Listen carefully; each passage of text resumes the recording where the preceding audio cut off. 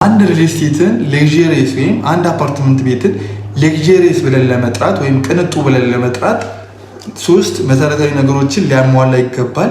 ሶስተኛው በጣም መሰረታዊ የሆነ ነገር ነው። ከዚህ በፊት የመጀመሪያው ሎኬሽን ተብሎ ይጠራ ነበር። ነገር ግን ከቅርብ ጊዜ ወዲህ ሎኬሽን ሶስተኛ ደረጃ ላይ እናስቀምጠዋለን ማለት ነው። የምናስቀምጥበት ምክንያት ሎኬሽን መሰረታዊ የሆነ ነገር ነው። አካባቢው ለዘመናዊ የሆኑ ትምህርት ቤቶች ቅርብ መሆን አለበት፣ ለሆስፒታሎች ቅርብ መሆን አለበት፣ ለትምህርት ቤቶች ቅርብ መሆን አለበት፣ ለኤርፖርት ቅርብ መሆን አለበት። እነዚህ መሰረታዊ የሆኑ ነገሮች ናቸው። ይሄ በሶስተኛ ደረጃ ላይ የምናስቀምጠው ሎኬሽን ነው ማለት ነው። በሁለተኛ ደረጃ የምናስቀምጠው ከቅርብ ጊዜ ወዲህ ብዙ ሰዎች አፓርትመንት ቤት ሲገዙ በደንብ አጣርተው የሚያዩት የአፓርትመንት ቤቱ ዲዛይን ማለት ነው። የኦቨርኦል ዲዛይን ሊሆን ይችላል፣ ፍሮም ፕላን ዲዛይን ሊሆን ይችላል። በጣም መሰረታዊ የሆነ ነገር ነው።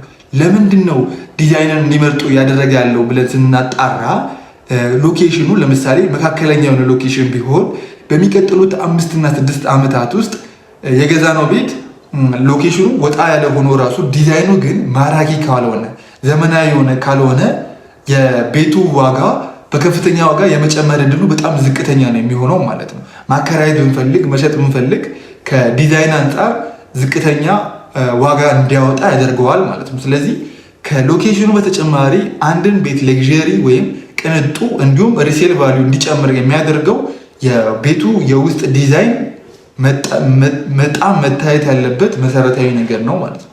በሶስተኛ ደረጃ ወይም በአንደኛ ደረጃ ላይ ያስቀመጥነው ደግሞ የምንገዛው አፓርትመንት ወይም የምንኖርበት አፓርትመንት ሌክዠሪ ወይም ቅንጡ ከሚያደርጋቸው ነገሮች አንደኛው የአፓርትመንት ቤቱ የፋሲሊቲ ሁኔታ ውስጡ ምን ያሟላል የሚለው አሁን ላይ በደንብ መታየት የተጀመረበት መሰረታዊ ነገር ሆኖ አግኝተነዋል ማለት ነው።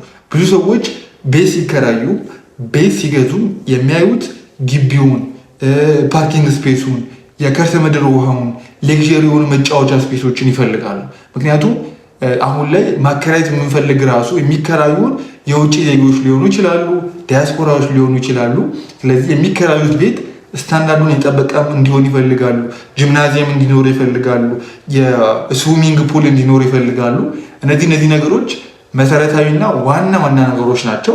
ከቅርብ ጊዜ ወዲህ ብዙ ሪል ስቴቶች ወደዛ ሽፍት እያደረጉ ይገኛሉ ማለት ነው። እነዚህም መጨረሻ ላይ የነገርኳችሁ የዲዛይን ሁኔታና የፋሲሊቲን ሁኔታ የሚገነባ ሪል ስቴት ካገኛችሁ በጣም መሰረታዊ የሆነ ነገሮች ናቸው ማለት ነው። ስለዚህ ሁለቱ ነገሮችን የምታገኙበትን ሪል ስቴት እኔ ጋር ታገኛላችሁ። እታች በማስቀምጥላችሁ ቁጥሮች የፋሲሊቲ ሁኔታ በጣም ተወዳጅ የሆነ ስዊሚንግ ፑል ያለው፣ የባስኬትቦል መጫወቻዎች ያሉት፣ ጂምናዚየም ያለው፣ ሲኒማ ቤት ያለው ዘመናዊ ጌትድ ደብል ኮምፓውንድ አፓርትመንት ቤቶችን ይዤላችሁ መጥቻለሁ። እንዲሁም ከዲዛይን ዋይዝ ደግሞ በጣም ዘመናዊ የሆኑ ዲዛይኖችን የምታገኙበትን አፓርትመንት ይዤላችሁ መጥቻለሁ። ይሄን አፓርትመንት ማግኘት የምትፈልጉ ከሆነ ኮመንት ላይ በማስቀምጠው ቁጥር ደውላችሁ አፓርትመንት ቤቶችን በቪዲዮ ልልክላችሁ እችላለሁ። እንዲሁም በአካል መታችሁ እንድትጎበኙ ማድረግ እችላለሁ። አብሬያችሁ ነበርኩኝ። ዘሚካኤል እባላለሁ። የሪል ስቴት የሽያጭ አማካሪ ነኝ። ላይክ፣ ኮመንት እንዲሁም ፎሎ ማድረጋችሁ እንዳትረሱ። አመሰግናለሁ።